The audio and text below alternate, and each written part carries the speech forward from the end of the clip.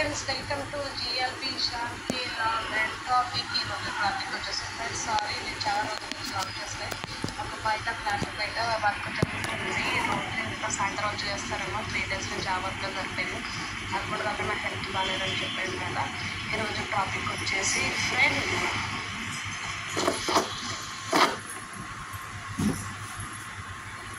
ఈరోజు టాపిక్స్ వచ్చేసి ఫ్రెండ్స్ ఈరోజు టాపిక్ వచ్చేసి ఫ్రెండ్స్ ఏంటంటే డబ్బులు ఉన్నక్కడ జబ్బు ఉంటుంది అన్నది సామెత ఉంది ఫ్రెండ్స్. ఏమో ఎక్కువ డబ్బు ఉన్న వాళ్ళకి జబ్బు వస్తూ ఉంటుందేమో, అలా నాకు తెలిసిన చాలా మంది అయింది.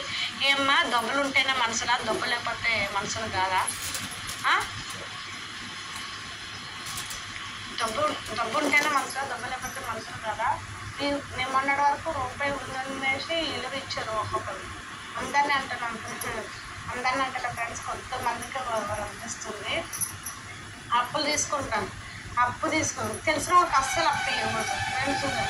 తెలిసిన వాళ్ళకి డబ్బులు, ఇంట్లో వాళ్ళకి డబ్బులు ఇచ్చేసి మనం అడితే మనకు రిలేషన్ వాళ్ళకి అసలు ఇవ్వకూడదు. వాళ్ళని మనం ఏమనలేము, మనం వాళ్ళని ఏమనలేదు. వాళ్ళకి ఒక రూపాయి, మనం ఒక 10,000 అప్పు ఇచ్చేయాలని అడిగేవాళ్ళకు మనం శత్రువులు అయిపోతాం. మనకి అప్పులు మాత్రం అప్పులు ఇచ్చే వాళ్ళు అయినా సరే, తీసుకున్న వాళ్ళైనా సరే దూరంలో తీసుకోవడం మంచిది. ఇంట్లో వాళ్ళ దగ్గర తీసుకుంటే గొడవలు వస్తూ ఉంటాయి. మన మధ్యలో ఉన్న ప్రేమానుబంధాలు తగ్గిపోతూ ఉంటాయి ఫ్రెండ్స్. అందుకనేసి ఈరోజు జబ్బు అని పెట్టాను. డబ్బు నిజంగా అప్పు నిప్పుతో సమానం. మనం అప్పులు తీసుకోవచ్చు, ఇవ్వచ్చు ఫ్రెండ్స్. ఆపదలో మనం ఆదుకున్న వాళ్ళు, మన అప్పు ఇచ్చే వాళ్ళు, మనం ఆదుకున్న వాళ్ళు చాలా గ్రేటు. అప్పు తీసుకోవడం మనం కూడా ఒక్కొక్కరికి ఇస్తూ ఉంటాము. అది చెయ్యి అటు ఇటు మార్చుకుంటూ ఉంటాము. కానీ ఆ డబ్బు కోసం బంధాలు ఎరగొట్టుకొని అక్క చెల్లెలకి ఇచ్చుకోకండి. అన్న తమ్ముడు దగ్గర బయట వాళ్ళు కానీ నిలవిస్తారేమో, కానీ ఇంట్లో చాలామంది ప్రాబ్లమ్స్